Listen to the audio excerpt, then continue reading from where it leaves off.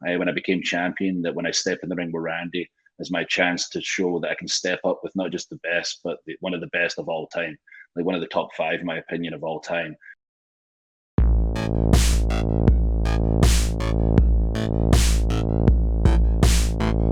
Hey there, guys. Rick Ucchino here again on the Sportskeeda Wrestling YouTube channel, getting to catch up with my good friend Drew McIntyre. It's been a while since we've had a chance to talk, but here we are. It is the week of Survivor Series. You're going to be leading Team SmackDown into battle this weekend in the traditional 5-on-5 elimination match.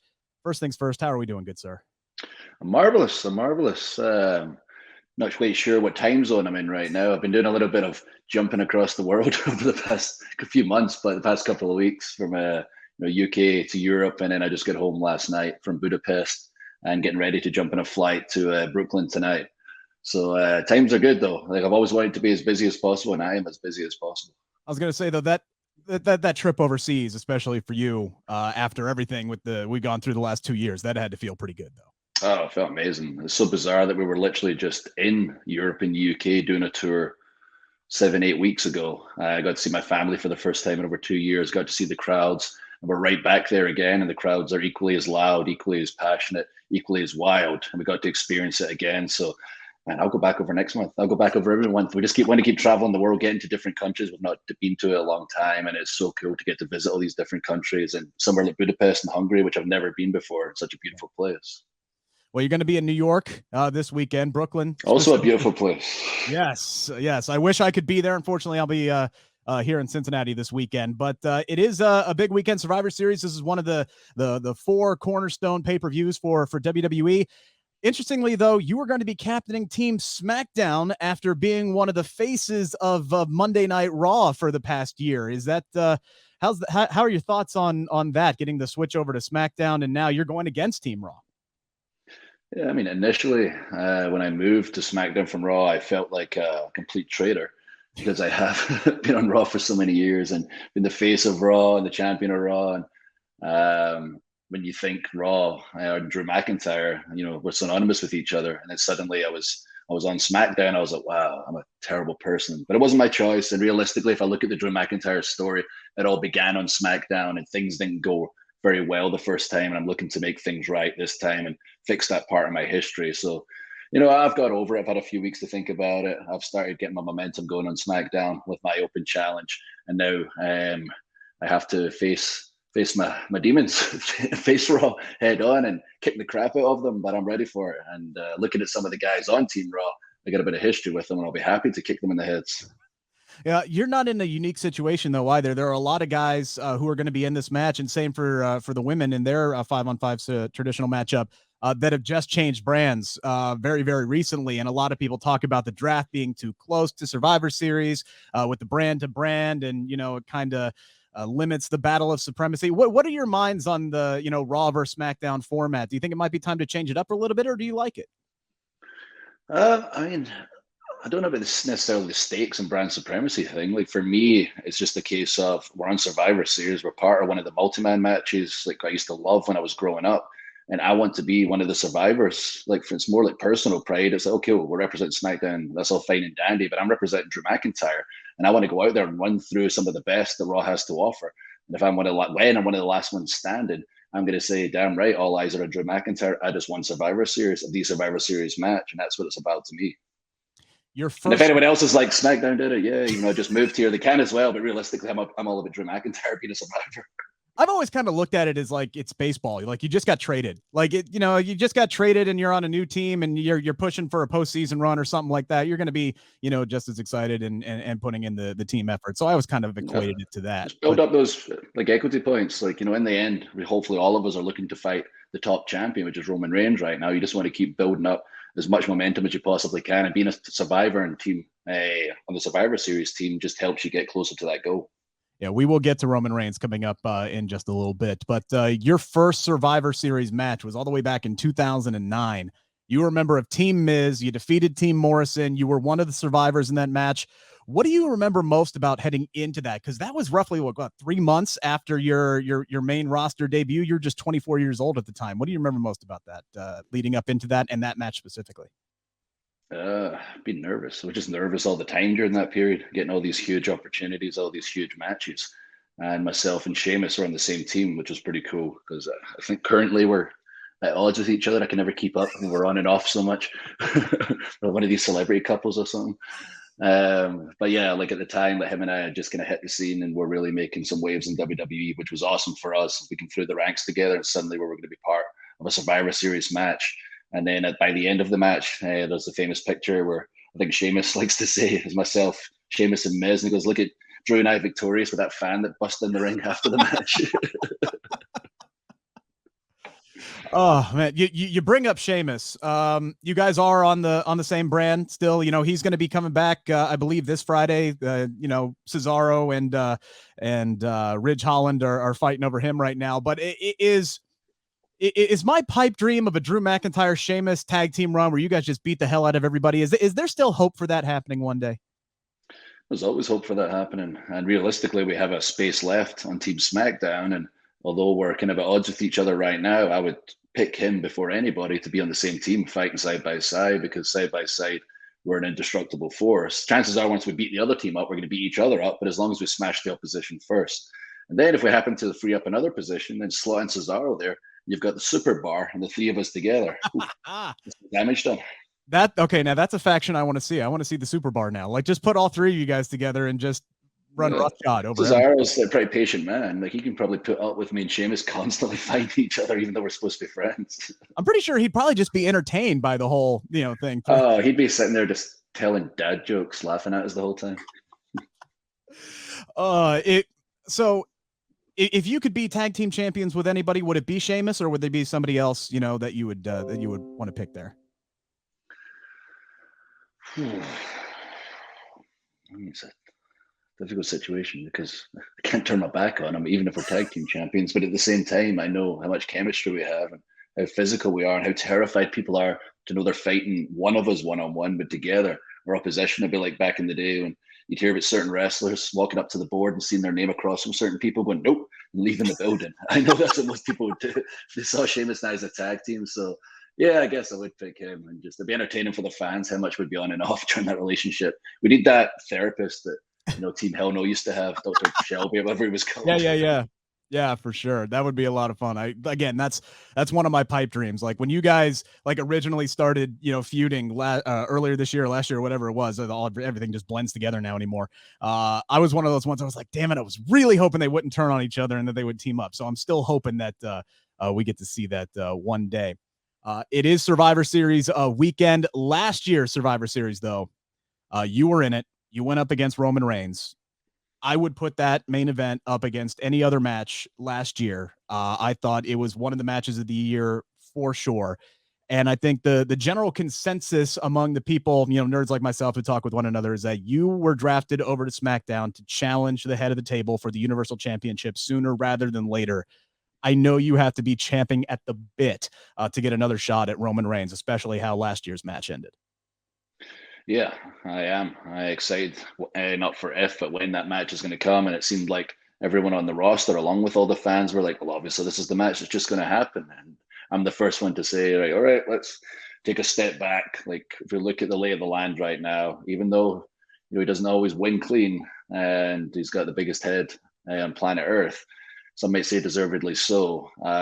Roman's been on like a winning streak and a character shift that wrestling might have never seen before. He's got all the momentum in the world right now.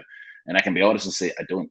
So for me to jump right into that match, I don't want to do it right now. I'm a very patient man. I've been around the game for over 20 years, just like I did on Raw. I'm happy to start with something like my open challenge and start proving myself against everybody. And I'll start from the bottom. I'll go through every single superstar I have to go through. I'll be a survivor in Team Survivor Series. I'll do whatever it takes to remind everybody, not show everyone because I've shown everybody what I'm capable of, but remind everybody how good I am. But at the same time, have Roman watching me the whole time going, crap, he's coming for him and he's taking his time about it.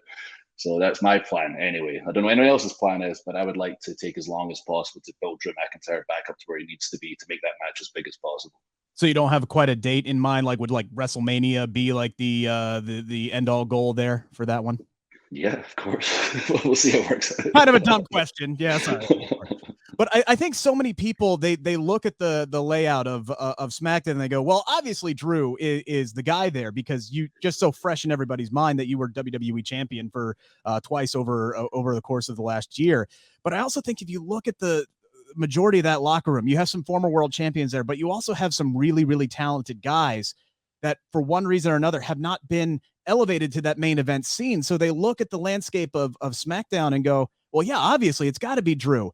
But man, that is still a really, really talented locker room. And I got to think there are a few guys in there that if they just got that opportunity could be projected and be main event stars, just like you finally broke through and were able to become.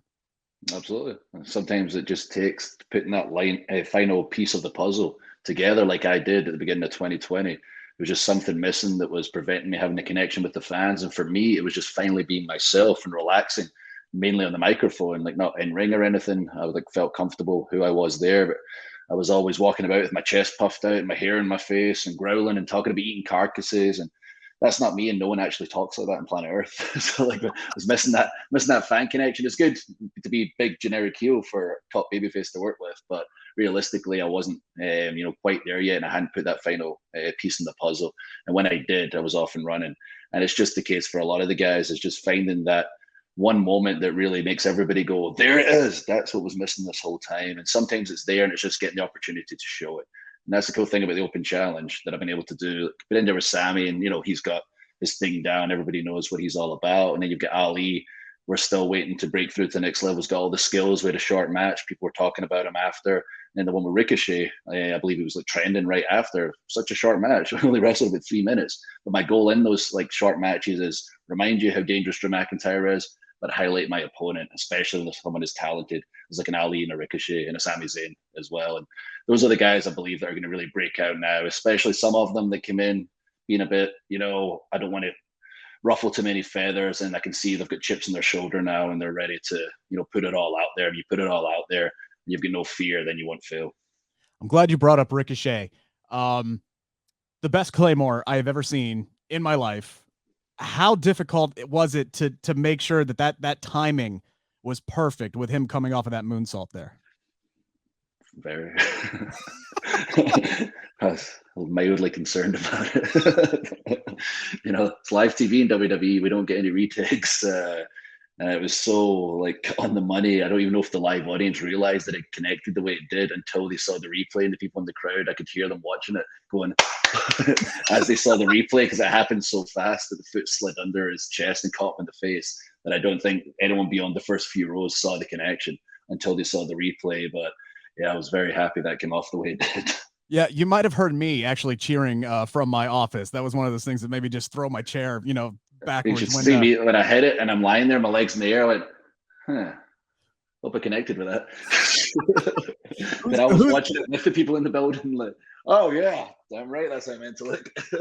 Now, was that Ricochet's idea to throw that in there? I believe I'm going to give credit to someone whose name might not have been heard for a long time. It might have been a certain Jimmy Yang Wang who threw something out there. And then I told him at the time, if it comes off, I'll give you the credit. If it doesn't come off, I'm still going to blame you. He's like, no, it was never my idea. I had a feeling he actually trained me in the ring for a year. And when I found out that he was, really? When I found out he was a producer, and I started watching, the matches each week. And then, Sean Rossap from Fightful.com, he'll always put out like who the producers were. The second I saw that match between you and Ricochet, I was like, I bet Jimmy worked on that dang match, just because I worked with him for a year. So I had a feeling that was going to be your answer. And I'm glad, because he's a great dude, and I'll definitely be one to give him credit any way, shape, or form that I can. One person I did want to ask you about, and it's kind of perfect that, we're doing this interview today. Randy Orton. A year ago today, you captured your second WWE championship against him. Also, wow. Today, yes, November 16th. Wow. Also, according to the Internet Wrestling Database, Randy Orton on Sunday will pass Kane for the most pay-per-view matches in WWE history, 177 of them and counting, because he's still going. Somehow, though, I think that man often gets overlooked when, the debates about the greatest of all time or whatever happen. Looking back on the last year, the several months that you guys were going together, that rivalry, what do you think the lasting impact of that's going to be on your career? Working with Randy is what showed the world that I could not just get to the top, but stay on top. And I was finally showing the world I was a true main event performer in a Randy Orton. It's amazing, like you say, how people don't instantly go like talk about how great he is and how he's a first ballot Hall of Famer. Like he's absolutely unbelievable at every area in this industry. And when he's not even trying, which he's admitted himself in the past, when he's not trying, he's still one of the best in this game. And during that period, he was working with Edge. For somehow, even as good as he was, he got better on the microphone. He got better in the ring. His character elevated to the next level.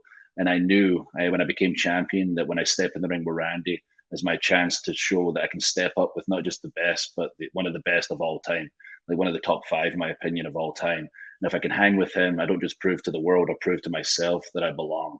And when it comes to the microphone, it comes to in-ring, it comes to the important stuff between the moves that Randy's an absolute master of. And that's what was so cool about that period, that I was able to step up, but at the same time, learn so much from working with Randy. And getting 3 months with him was like getting a PhD and being top of the mountain in WWE. So without Brock leading up to Mania and that match in Mania, without working with Randy, I'm certainly not in the position I am right now. What do you think is like the biggest thing you learned from that time with Randy?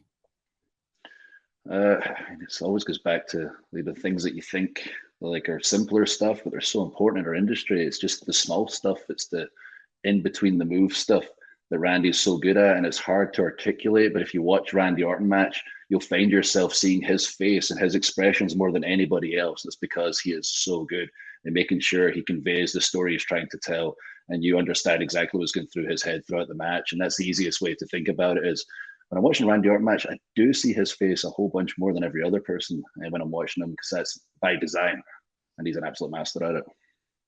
One of the greatest of all time. I'd be remiss, though, if I didn't ask you about the great one, WWE, 25 years of The Rock. He made his debut at Survivor Series in 1996.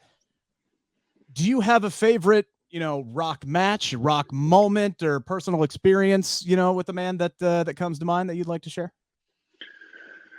I think it's hard to pick one. I was asked this recently, and I was basically said, like, how do you pick a moment from a guy who was a moment maker every single week? He would create a moment or multiple moments. And he's the person in wrestling who showed that we're so much more than just wrestlers. We can be the top box office attraction in Hollywood. You can be a business mogul. You can be probably future president. And doing it while being such a good person. He's always been so nice every time I spoke to him. He said such wonderful things about me in the media when he didn't have to.